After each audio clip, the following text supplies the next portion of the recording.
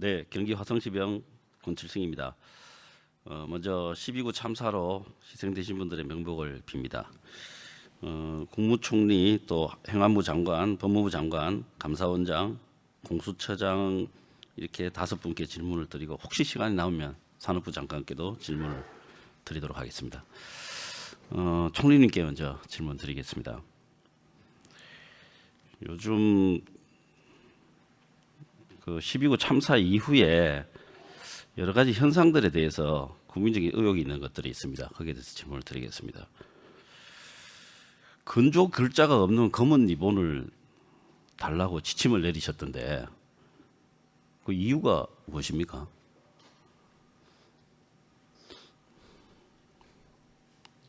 총리실 지시로 행안부에서 공문을 배포했지 않습니까?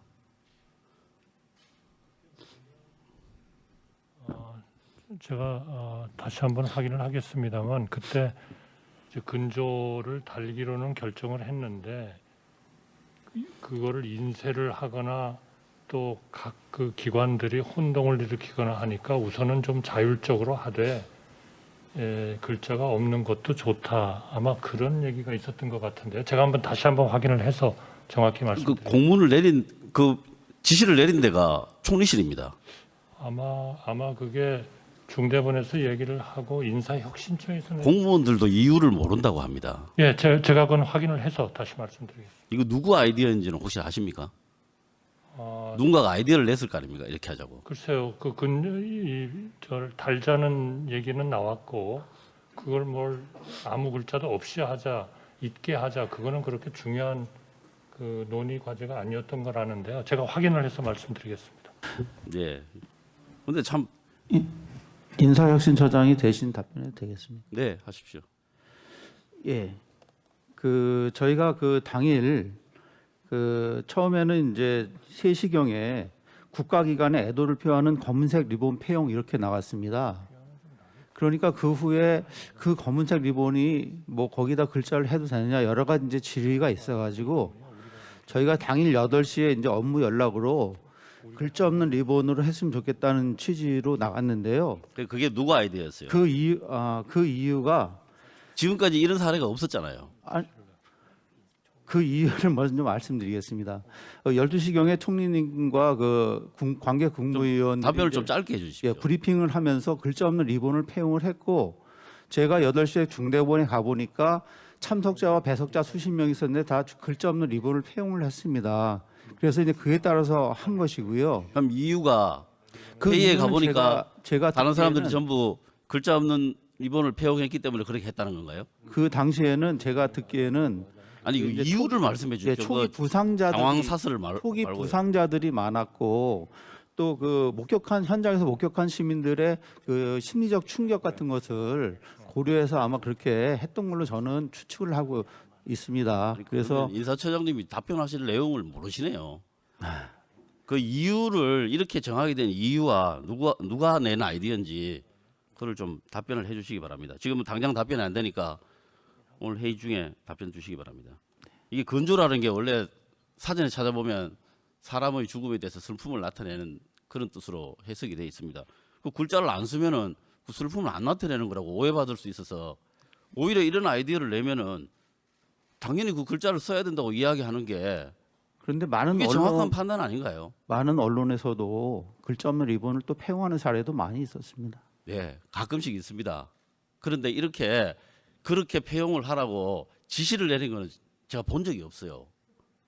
저희가 이제 아까도 말씀드린 것처럼 12시에 총리님과 이제 다른 국무위원들이 글자 없는 리본을 폐용한 상태에서 저희가 달리 또 이렇게 지침을 내기는 어려운 상황이었습니다.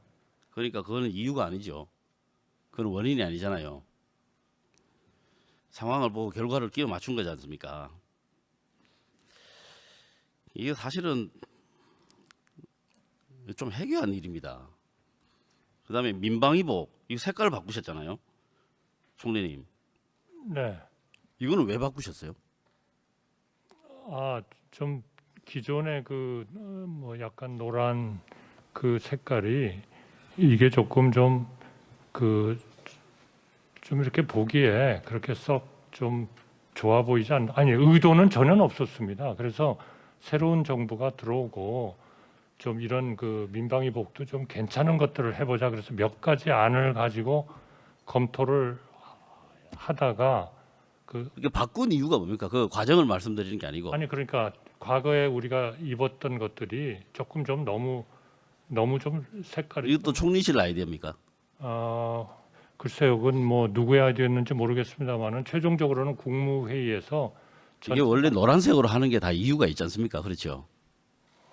글쎄요, 뭐 이게 노란색으로 하는 이유가 다 있습니다. 아니 그러나 민방위복을 뭐 반드시 노란색으로만 해야 된다는 규정은 없죠. 규정은 있습니다.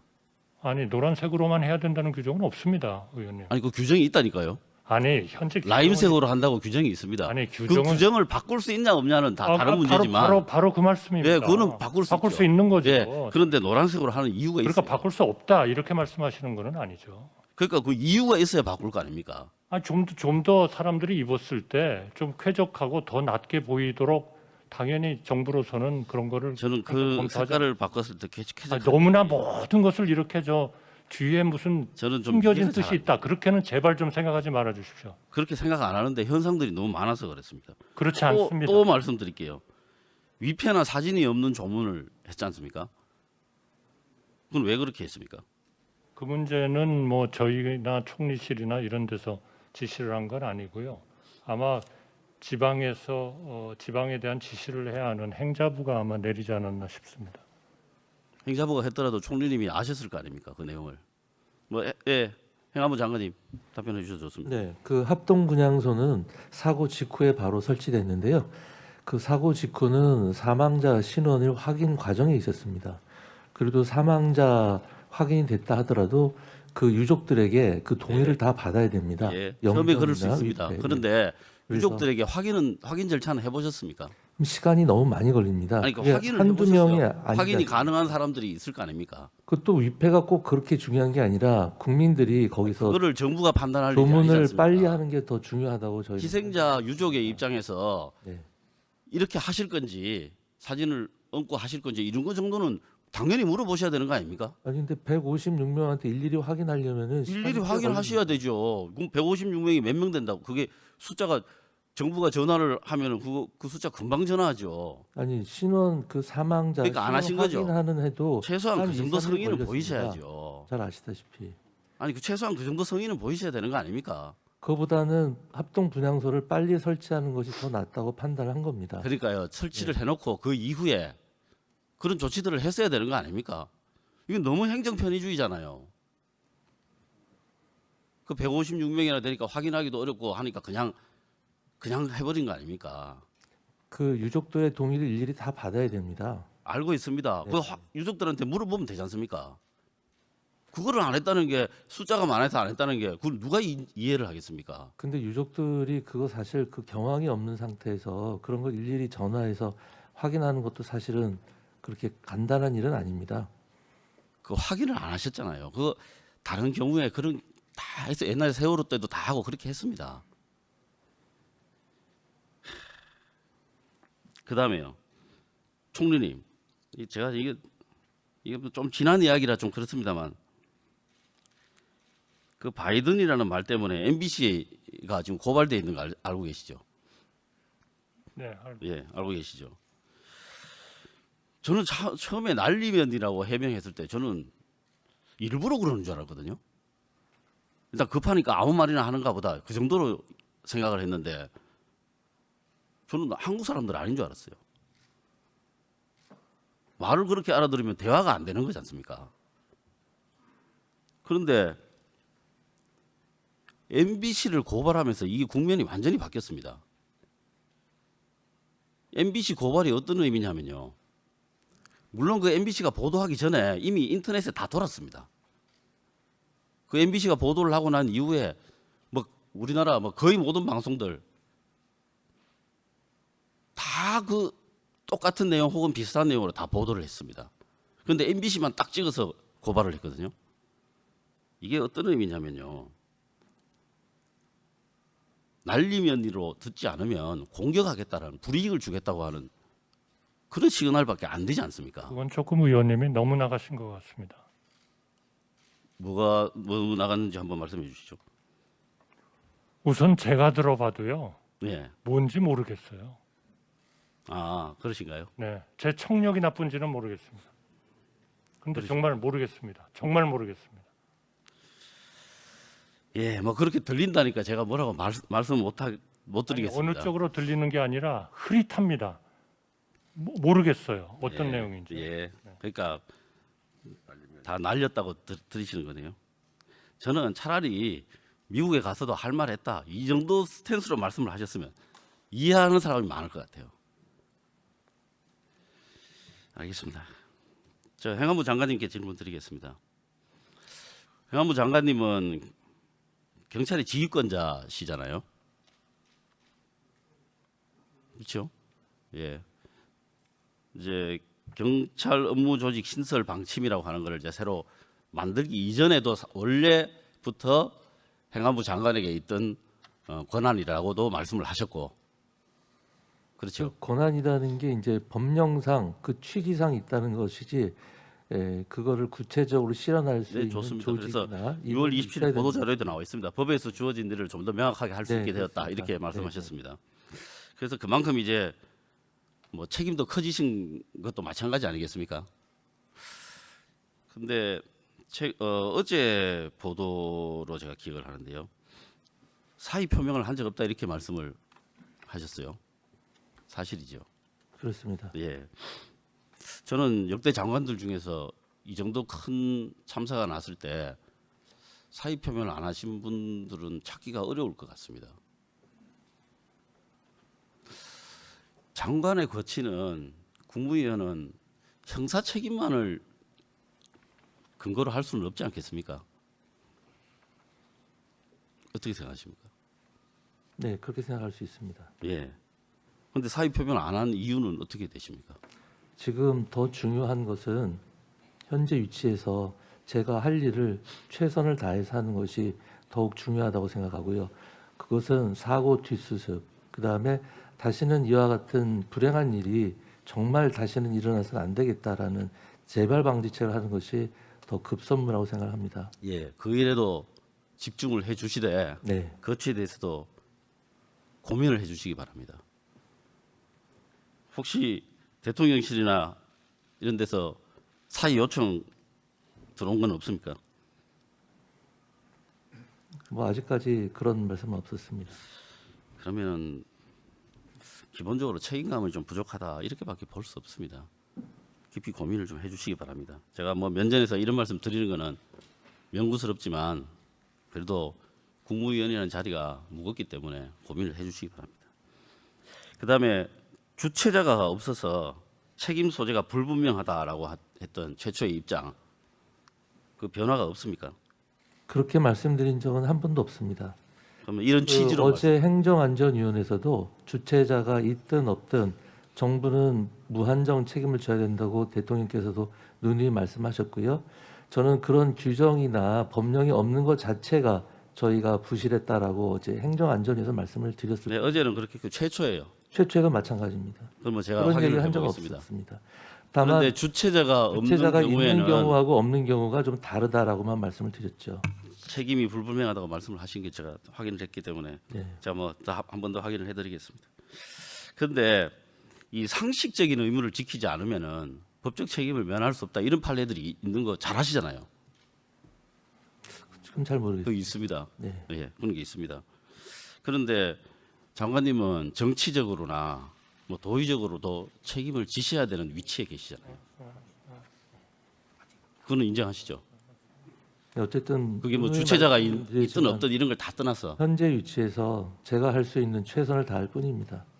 지금 그런 논리시면 내년 할로윈 데이에 뭐 이태원이든 다른 데서 또 많은 사람들이 모이는 그런 자리에 아무 조치 안 하셔도 된다는 뜻으로밖에 이해가 안 됩니다. 그것은 전혀 그렇지 않습니다. 전혀 그런데요. 이런 일을 겪으면서 더욱더 열심히 해야 되겠다는 각오를 새롭게 하고 있습니다. 그러니까 지도부에 계신 분들이 책임지는 자세를 보이셔야 됩니다. 그다음에 어제 제가 이제 비슷하게 느껴지는 게 이런 겁니다. 어제 오세훈 시장이 행안위에서 사고가 벌어진 것은 서울시가 무한 책임을 느끼지만 질서 유지나 안전 관리 의무는 없다. 이렇게 답변을 하셨어요. 이 사실 하나만 한 이야기거든요. 법적 의무 그리고 정치적 책임을 교묘하게 섞어가지고 다 빠져나가는 이야기입니다. 아마 연구한 답변인 것 같아요. 그리고 모든 책임은 지금 일선 경찰들한테 다 지금 몰아세우고 있잖아요. 저는 이렇게 해서는 아마 앞으로 일선 경찰들도 그렇고 질서 유지의 최전방에 있는 사람들이 무슨 사고 났을 때 자기들 책임을 면피하기 위한 수단만 강구할 겁니다. 그런데 어제 국가안전시스템 점검회의가 있었죠. 네. 예, 거기에 보면 이렇게 대통령께서 이렇게 말씀을 하셨네요. 지금 이제 참사 열흘 정도 됐는데 이 전후 사정을 정확하게 파악하신 것 같아요. 이태원 참사가 제도가 미비해서 생긴 겁니까? 저는 이건 납득이 안 됩니다. 이렇게 말씀을 하셨어요. 이 제도 탓이 아닙니다. 그럼 제도 탓이면 뭐 제도를 법정에 세울 겁니까? 납득이 안 된다고 하는 이 대통령 말씀을 좀 깊이 새겨 주셨으면 감사하겠습니다. 그다음에 법무부 장관님 질문 드릴게요. 어제 상임위에서 조금 하다가 부족한 부분이 있어서 말씀드릴게요.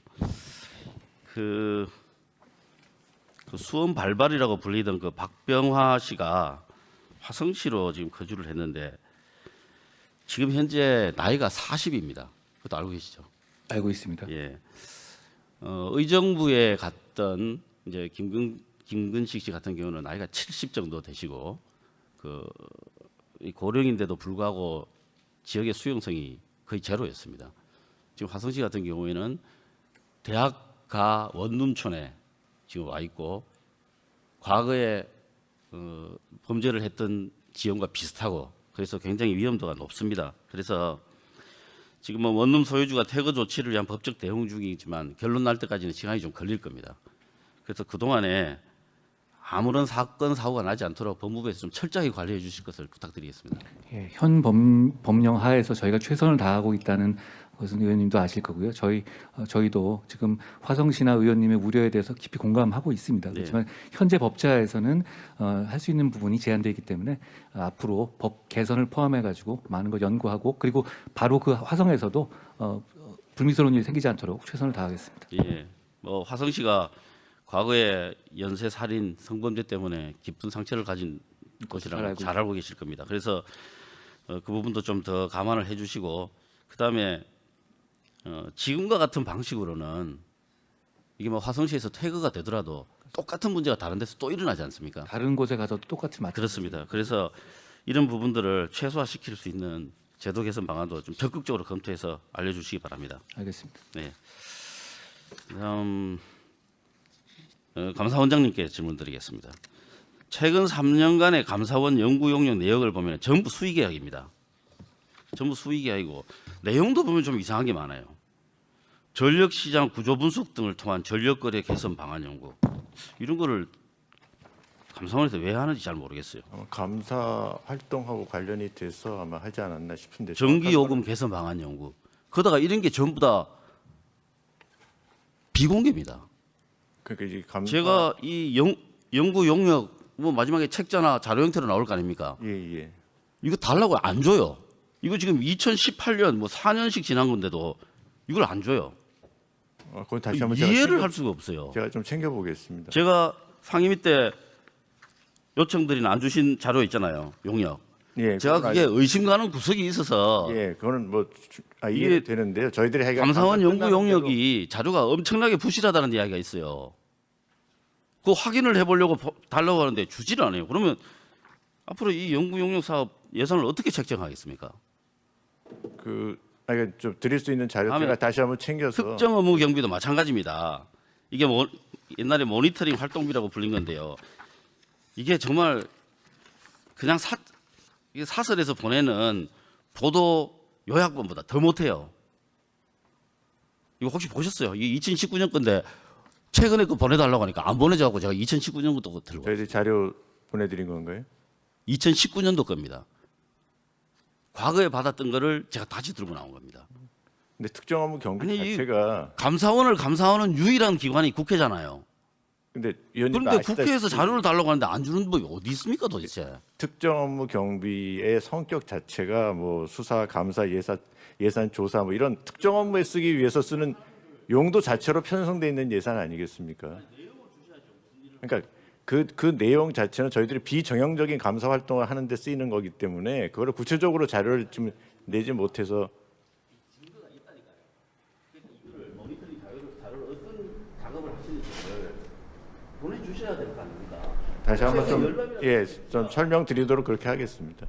그래야 이 특정 업무 경비가 어떤 식으로 사용되는지 감이라도 잡을 거 아닙니까? 지금 아무것도 알 수 없어요. 별도로 설명드리도록 그렇게 조치하겠습니다.